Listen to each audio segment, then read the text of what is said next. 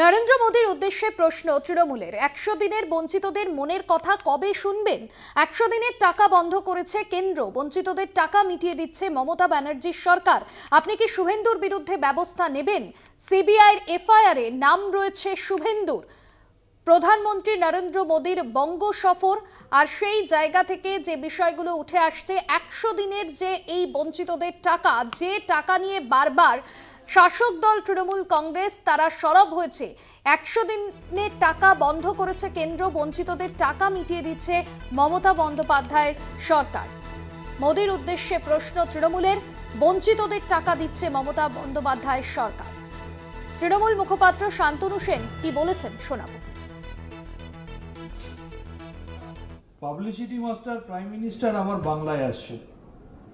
2021 সালের বিধানসভা নির্বাচনের মতো সম্ভবত আবার 2024-এর লোকসভা নির্বাচনকে কেন্দ্র করে তিনি ডেলি প্যাসেঞ্জারি শুরু করবেন। আসলে দোকান কাটা নির্লজ্জ দলটার নাম হচ্ছে ভারতীয় জনতা পার্টি, যারা মানুষের রায় থেকে শিক্ষা নেয় না। 2021 সালের বিধানসভা নির্বাচনের আগে নরেন্দ্র মোদী, অমিত শাহ থেকে শুরু করে বিজেপির এক ঝাড় নেতা, মন্ত্রী, সাংসদ, বিধায়ক, বিভিন্ন রাজ্যের মুখ্যমন্ত্রী ডেলি প্যাসেঞ্জারি করে এসে এখানে 5-7 স্টার হোটেলে থেকে কোটি কোটি টাকা খরচা করে ইলেকট্রনিক প্রিন্ট মিডিয়ার একাংশকে কাজে লাগিয়ে, ইলেকশন কমিশনের একাংশকে কাজে লাগিয়ে, সোশ্যাল মিডিয়াকে কাজে লাগিয়ে মিথ্যা অপপ্রচার করে আপকি বার 200 পার বলে বাংলার মানুষের রায়ে তাদেরকে পগার পার করে দিয়েছিল। সেই থেকে তারা শিক্ষা নেয়নি। বিশেষ প্রতিনিধি দেবজ্যোতি ঘোষ রয়েছেন ফোন লাইনে। দেবজ্যোতি, মোদীর বঙ্গ সফর এবং সে জায়গা থেকে যে প্রশ্ন তৃণমূলের, 100 দিনের বঞ্চিতদের মনের কথাকে তিনি শুনবেন, কি স্পষ্ট করতে চাইলেন তৃণমূল নেতৃত্ব? দেখো, তৃণমূল কংগ্রেসের পক্ষ থেকে দুটো প্রশ্ন প্রধানমন্ত্রীর সফরের আগে তুলেছেন, যে 100 দিনের মানুষের যে দুর্দশার কথা, তাদের কথা কি শুনবেন এবং তাদের টাকা কি ফেরত দেবেন। অন্যদিকে দ্বিতীয় প্রশ্নটি তারা তুলেছেন যে সিবিআইয়ের এফআইআরে শুভেন্দু অধিকারীর নাম রয়েছে, তাকে কি গ্রেপ্তারের নির্দেশ দেবেন। অর্থাৎ দুটো কথাই কিন্তু একেবারে রাজনৈতিকভাবে তৃণমূল কংগ্রেস তুলতে চাইছে। যদিও সে ব্যাপারে নরেন্দ্র মোদী কি বক্তব্য রাখবেন বা কোনো বার্তা দেবেন কিনা তা গুরুত্বপূর্ণ। তবে 100 দিনের টাকা বন্ধ নিয়ে নিশ্চয়ই কোনো বার্তা নরেন্দ্র মোদী আজকে আরামবাগের সভা থেকে দেবেন। তবে দেখো, অত্যন্ত গুরুত্বপূর্ণ, আনুষ্ঠানিকভাবে নির্বাচন এখনো ঘোষণা হয়নি। সূত্র মারফত যেটা জানা যাচ্ছে, মার্চের প্রথম সপ্তাহে বা দ্বিতীয় সপ্তাহের গোড়াতেই নির্বাচন ঘোষণা হবে।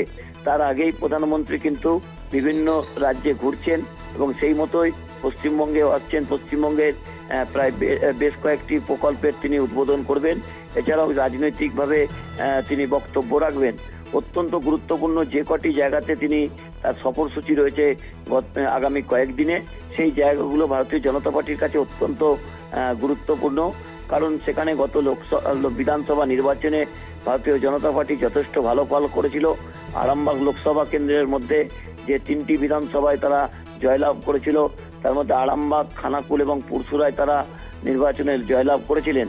অন্যদিকে তার যে আরো 2টি সভা রয়েছে, সেখানেও কিন্তু ভারতীয় জনতা পার্টি গত বিধানসভা নির্বাচনে যথেষ্ট ভালো করেছিল। সেই জায়গাগুলোতেই তিনি কিন্তু নির্বাচনে প্রচার শুরু করতে চলেছেন এ রাজ্য থেকে, যা অত্যন্ত রাজনৈতিকভাবে গুরুত্বপূর্ণ। তবে তৃণমূল কংগ্রেসের যে দাবি, সেই দাবি তারা কিন্তু ইতিমধ্যেই আরামবাগের বিভিন্ন রাস্তায় ছড়িয়ে দিয়েছেন এবং বিভিন্ন প্ল্যাকার্ডে ওটা রাস্তাকে ভরিয়ে দেওয়া হয়েছে তৃণমূল কংগ্রেসের পক্ষ থেকে। সেখানে দাবি করা হয়েছে 100 দিনের প্রকল্পের টাকা এবং শুভেন্দু অধিকারীকে গ্রেপ্তারের কোনো বার্তা কি প্রধানমন্ত্রী আজকে আরামবাগের মঞ্চ থেকে দেবেন। ধন্যবাদ দেবজ্যোতি।